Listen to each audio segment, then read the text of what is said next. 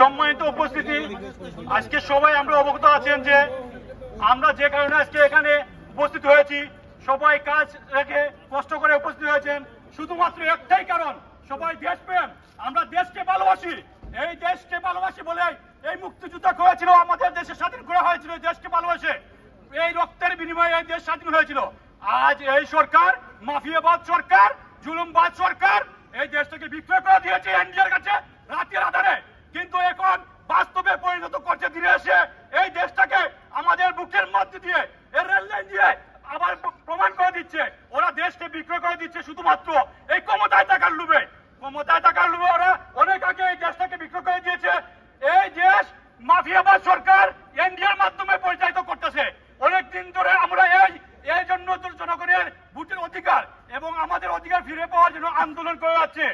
জাতীয়তাবাদী দল বিএনপি অনেকদিন ধরে এই আন্দোলনে অনেক কর্মী শহীদ হয়েছে।